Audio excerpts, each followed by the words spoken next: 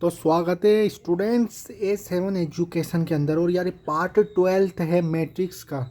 तो matrix questions अपन कर रहे थे, रिवीजन कर रहे थे पूरी की पूरी, और मैंने प्लेलिस्ट बना दी है। तुम जो चाहो जैसा क्वेश्चन चाहो तुम सीख सकते हो, है ना। उसकी कोई तुम्हें दिक्कत नहीं आएगी।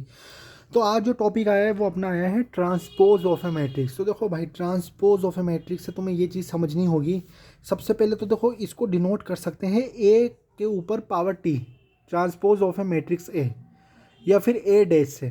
तो इससे तुम डिनोट कर सकते हो, तुमको बुकों के अंदर या फिर तुम स्कूल में करोगे तो वैसे मिलेगा। तो अब देखो, ट्रांसपोज कोई भी मैट्रिक्स हो उसको अगर तुम्हें लिख दे, जैसे मान लो कोई ए मैट्रिक्स मैंने दे रखी है जिसके अंदर 3, 5, √3, 1, 0, -1/5 ये सब कुछ है।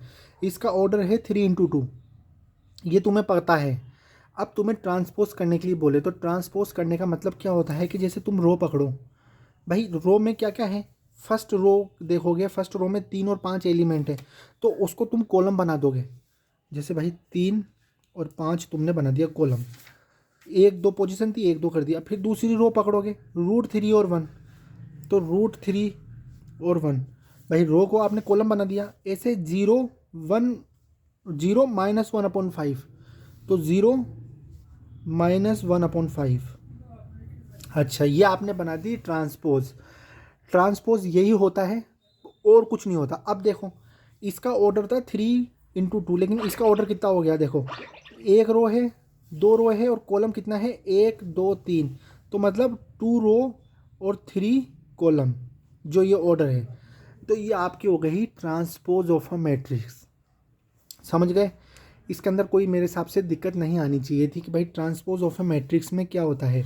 अब अपन एक काम करते हैं, एक अपन क्वेश्चन लेते हैं और क्वेश्चन से अपन समझने की कोशिश करते हैं क्या कि भाई किस तरह ट्रांसपोज ऑफ ए मैट्रिक्स के क्वेश्चन आते हैं। बड़े सिंपल क्वेश्चंस आते हैं, कोई ज़्यादा हाई वाले नहीं आते हैं। मतलब सिंपल कैसे आते हैं, मैं क्वेश्चन लिख देता हूँ एक बार, फिर उसके बाद वीडियो चलाऊँगा, तो जिससे आपका टाइम वेस्ट नहीं होगा।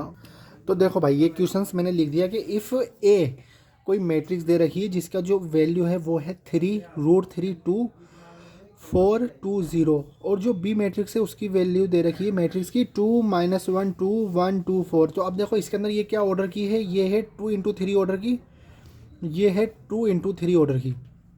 अब देखो, वेरीफाई करने के क्वेश्चंस आते हैं। अब जिसमें इसने एक बार एक क्वेश्चन ये पूछा था बोर्ड की बुक के अंदर क्वेश्चन में कि भाई जो ए का ट्रांसपोज है आप करो पहले, फिर उसका भी ट्रांसपोज कर दो, तो उसकी जो आंसर है ना वो इक्वल टू ए आएगा कि नहीं आएगा। कितना गजब क्वेश्चन है। देखो, कोई क्या करता इस क्वेश्चन को, अगर सही ढंग से नहीं पढ़ता तो वो क्या करता कि भाई सर ने सिखाया है कि भाई इसका मतलब होता है कि ए का करना है अपन को सबसे पहले ए बार, मतलब ए ट्रांसपोज कर दो।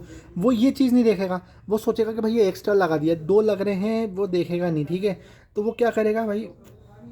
तो मैंने आपको क्या सिखाया था कि पहले सबसे पहले रो पकड़ो, रो पूरी की पूरी ये पकड़ी, इसको अपन को क्या करना है, इसको अपन को बनाना है कॉलम। तो क्या बनेगा 3 √3 2, फिर पूरी रो पकड़ी, फिर उसको अपन को कॉलम बनाना है तो 4 2 0, और फिर लिख देगा भाई वो कितने ऑर्डर की हो गई, 3 × 2 ऑर्डर की हो गई।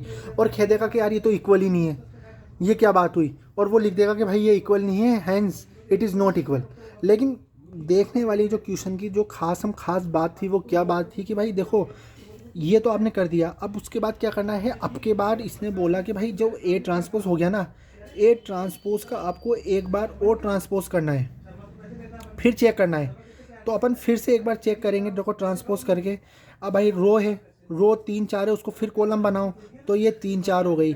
फिर √3 और 2 है, रो है, इसको फिर कॉलम बनाओ तो √3 और 2 हो गई।